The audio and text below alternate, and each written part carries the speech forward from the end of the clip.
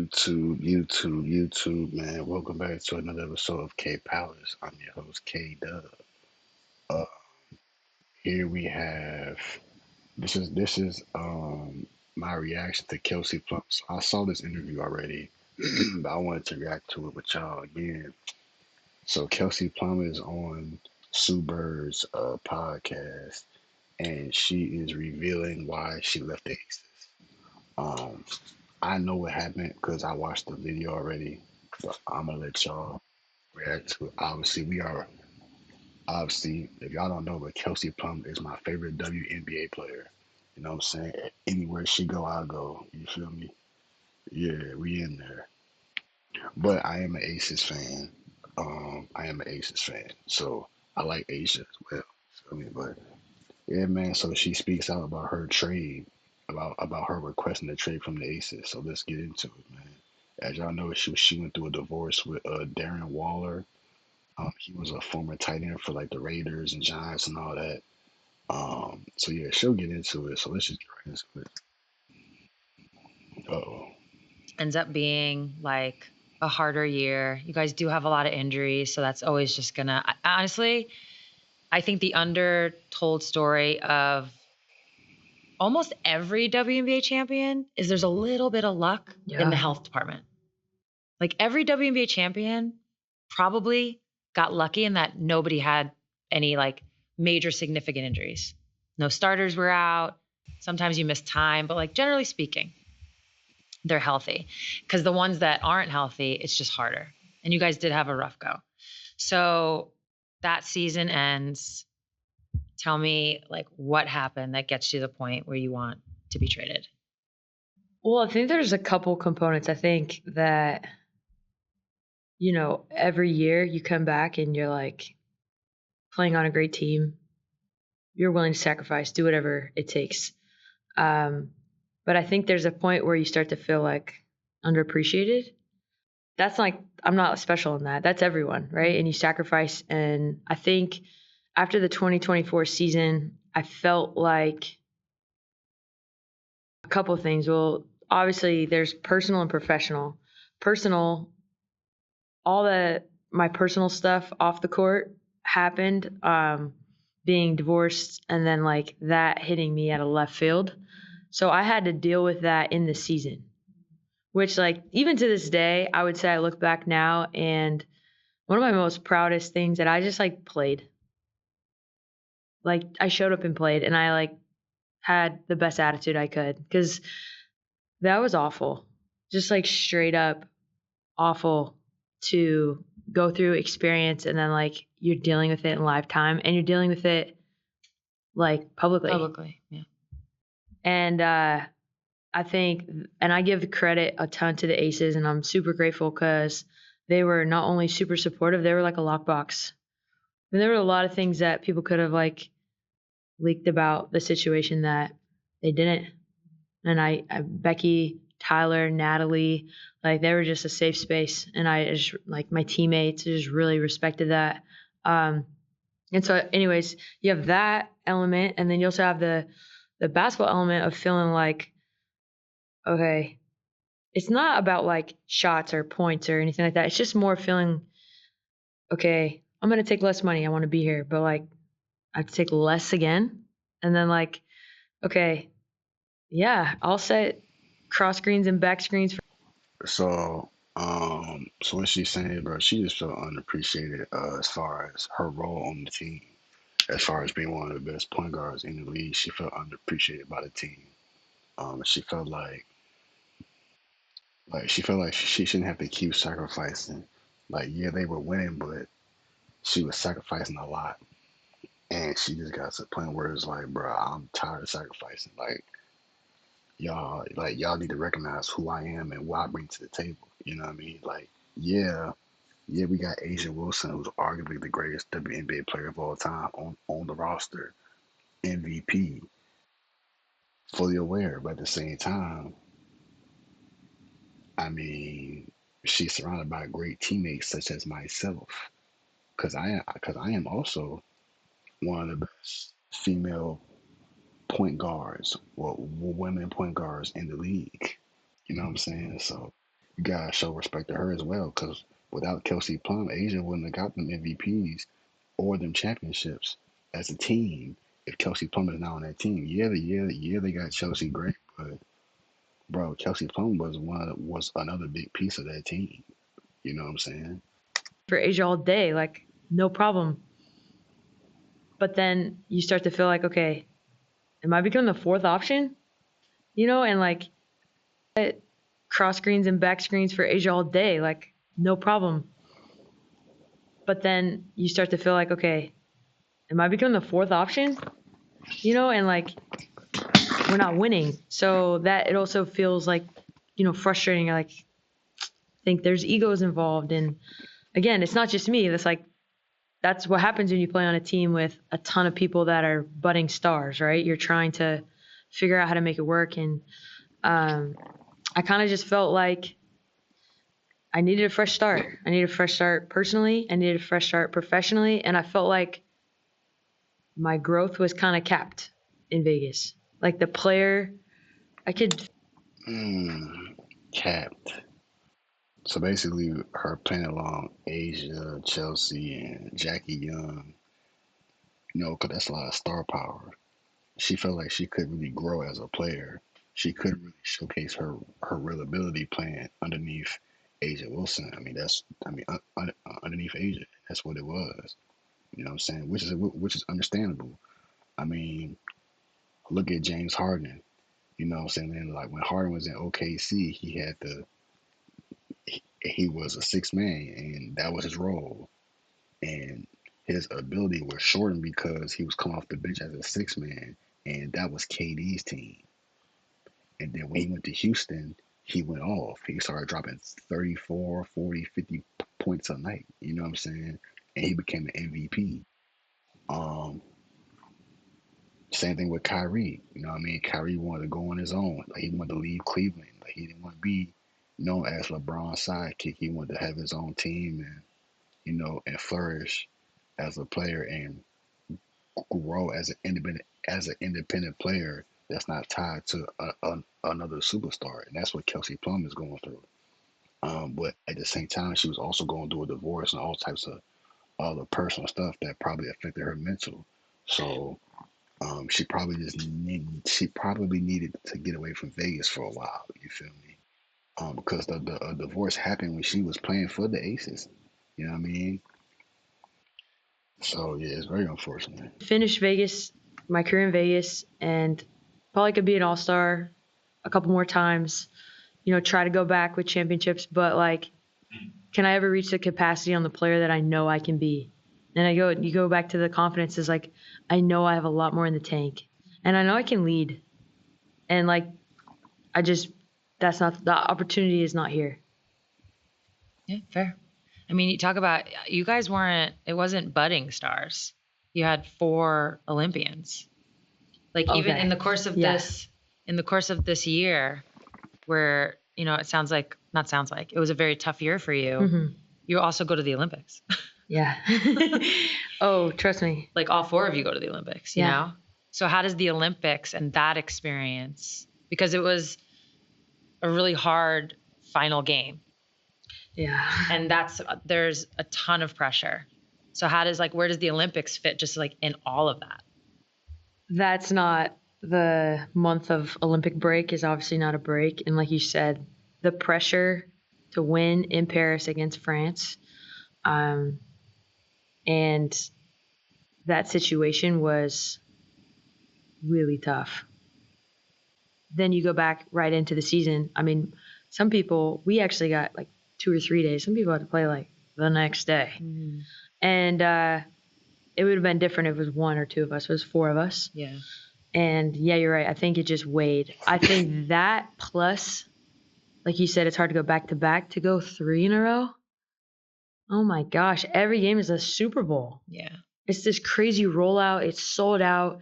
Everyone's like so excited to be like see the Aces, and the expectations are just like way over the top. Mm-hmm. If a game is close, then like, but it's the WNBA, of course it's gonna be close. Yeah. Cause I ain't gonna lie, like when they got back from the Olympics, bro, it was playoff time. cause like the Olympics was in August, and like nah, yeah, it was in August, and I ain't gonna lie, when they got back in September, like it was playoff time. It was like it was damn near playoff time. You know what I'm saying? So I mean, yeah, man. I mean, you go from the Olympics and then like, oh, and then a couple days later, you back playing for the WBA season. When there were teams that didn't play for like a month because of the Olympics. So yeah, it's a lot of pressure. A lot of it seems like she didn't have like a mental break as a human being. She didn't have a mental break. You know what I'm saying? It was like she got forced to go to the Olympics. You know what I'm saying?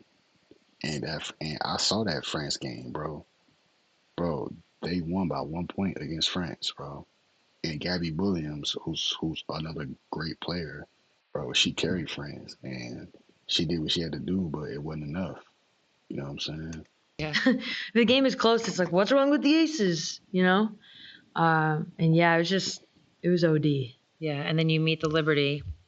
Who in the were better than finals. us, like Yeah, they were all great. year. Yeah. But they're also, they're like scorched earth in that moment because they've lost to you the year before. For sure. I mean, what was it? Game 4, you guys have injuries, you find a way to win. When like, if from a Liberty like standpoint perspective. Mind you, bro, Chelsea Gray, bro, I think she had like a leg injury, bro. She had like a leg injury. I think this was last year. Yeah, she had like a leg injury, bro. Like she didn't play for like the majority of the year. Like I don't like she didn't play up until like the Olympics for real. Like she had to get surgery on like her knee, I think. So yeah. Perspective, it's like we tricked away this game at home Yeah. to force a game 5. So they're like motivated. Although I am curious, like, do you ever look back at that rivalry in those couple years and realize like the impact you had on the WNBA like business? Yes. Like, how do you feel about that? It was, I thought it was, and I don't want to take away from other finals, but it felt super outside of like just the W space. It felt like a sports, and the back to back, I think also brought a level of respect from just like people in general. Yeah, it was like high level basketball too. Oh, that was Like, some it of was the just best basketball I've ever played. Yeah, it was just like super, super high level. Both of those years. Support for Bird's Eye View comes from Nike. No matter the team, no matter the ranking. I feel like I've always kind of been who I am in terms of the media. Like, I speak from the heart. And last week was like, I'm getting burned down on Twitter. Yeah. And I don't even know why. I know. Do you want to just like clear the air on this? Well, no. I was just saying more in general, like that comment 5 years ago wouldn't have been a thing. Well, there wasn't the coverage, obviously. Yeah, of course. But I hear your point. Even if there was, it would have been covered. It's just the noise and the chatter wouldn't have come with it. Yeah. And when we're talking about the narrative, though, just in general, to the casual fan of like new people coming in, there's a lot of misinformation and uneducatedness, which is like, honestly, I welcome everyone, and like hopefully like they learn along the way and they pick up some things that they like, but it's definitely a balance act. I mean, I think I've been kind of surprised because I'm like, even like listening or hearing things, and I don't pay that much attention to it. Like, I don't have it on my phone. It's not something that I actively look at. It is hard though to sometimes bite your tongue. Like, what are we doing? What are we, So I think it's a great time because it's only bringing more attention, but at the same time, it is hard as a player not to. I know you didn't ask us, even the parlays.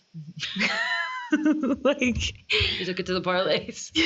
like, what is happening? Like, What do you mean though? Are people saying stuff? Oh my gosh, Birdie, it happens every game now. Really? Oh my gosh. Ay. We don't hit the called. Yeah, sorry. I was making a joke that they were hungover, even though our team nickname was hungover. Yes. Yeah. If you want to win, that's the head of the snake. Mm-hmm. You need to be prepared to like not have a friendship post. Seriously. And I was like, okay. You came out the next game and had 10 assists, 0 turnovers. You're my person. Let's do this. And I was like, wow, okay. So I'm not crazy. At least that's the thing. Yeah. It would. I would definitely say. You finally decide to ask for this trade. It's happening. It's happening. You choose LA. Why? I think it goes back to what we talked about at the beginning of, okay, like you could play for 20 years. I mean, there's no one that's done that besides you, D, pretty much, right? Yeah, I think a couple, but yeah, not a lot. There's a couple of us. You really get like one swing at it. And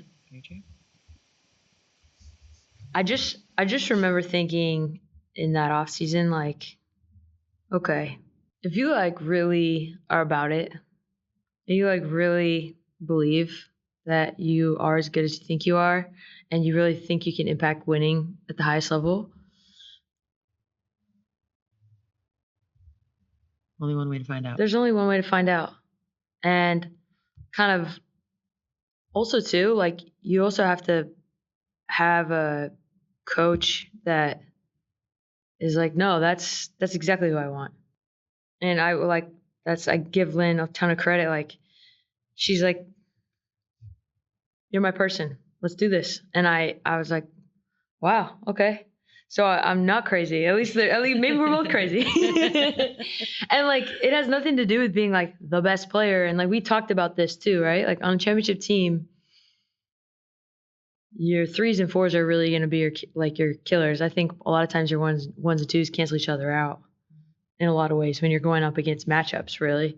And so like I don't have an ego in that. Like I know that, but I just thought also too the talent that they have. Like at the time when I wasn't on the team, Rakia, Cam, obviously D's here.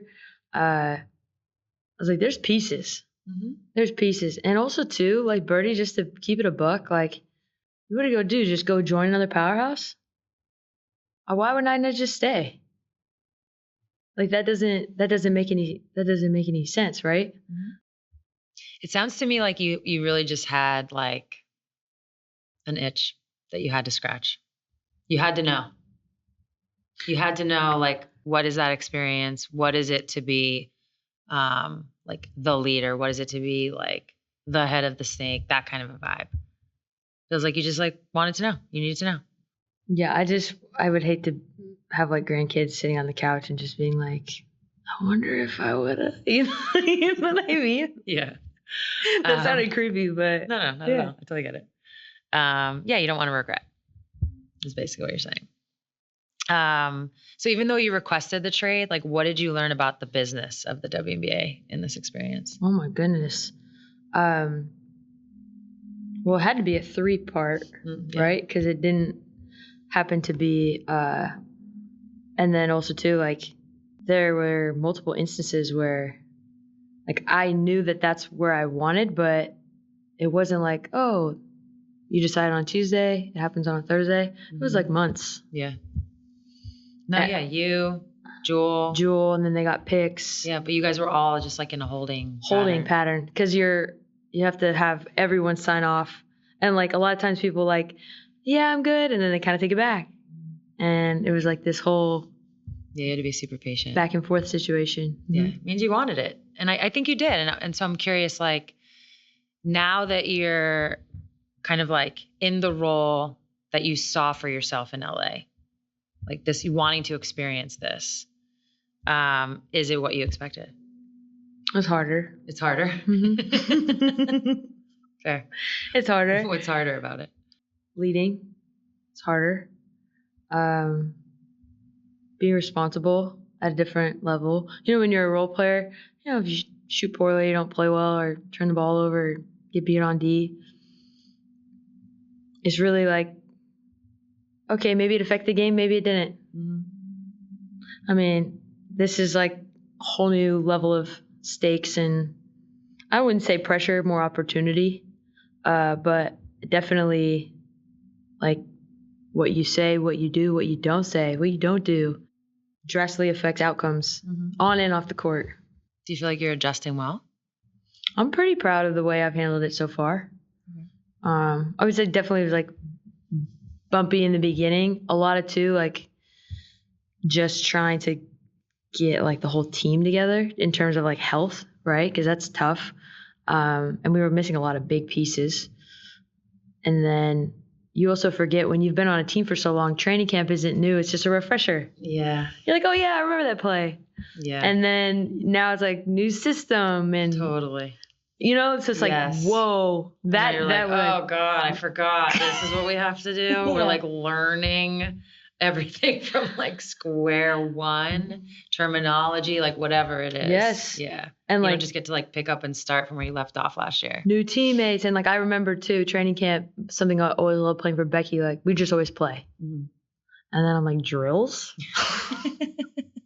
Well, you have a young team. No, but like again, something you don't even think about. Yeah, it's a lot of people are still probably rightfully so, like learning.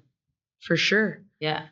What actually I had Enrique on much earlier in the season. Mhm. Like they were just getting going, it was like a couple weeks in. But even then, it was like young team, Yeah. brand new coach, totally different experience. Even though she's still in Dallas. It's basically like she's on a New team. brand new team, and just like the growing pains with that. And like I could see, you know, if you watch the interview, you can see it. It's hard. It's really hard. What do you feel like you're able to teach these younger players? Or are they teaching you patience? Oof, for sure. I think that when you're on a vet team, you forget like being a pro. People talk about being a pro. What does that even mean? You don't think about it until you're like, oh, hey, I know practice is at 11. Probably got to be here at 9. You know what I mean? Just things like that. Or like, I think if anything, like I'm not someone that is a big like barker. Try more by example. And like I know I'm competitive and intense, but I'm like very encouraging. So I just think if anything, looking back at my experience, wishing what I would have had, wishing I had more vets that I could have just leaned on to like encourage me and empower me. Mm-hmm. That's how I try to lead now. Just like belief. I think people just need to know that you believe in them. And I really do. I mean, like I like bet my career on this. Like I believe. Yeah. San Antonio. Yeah, I know. All right, y'all, that's gonna end my video. I'm gonna be honest, man. Shout out to Kelsey Plum. They played Paige Beckers and the Dallas Wings tonight. Kelsey Plum and the Sparks play Paige tonight. Paige Buckets tonight. So we're gonna see a kind of like a matchup between Kelsey Plum and Paige. It's gonna be a nice duel back and forth. I think they play. They played.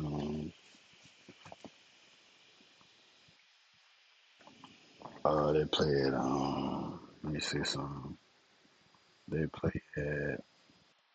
Oh, they're actually playing right now. Wow, it's crazy. I didn't know that. Well, they're actually playing right now.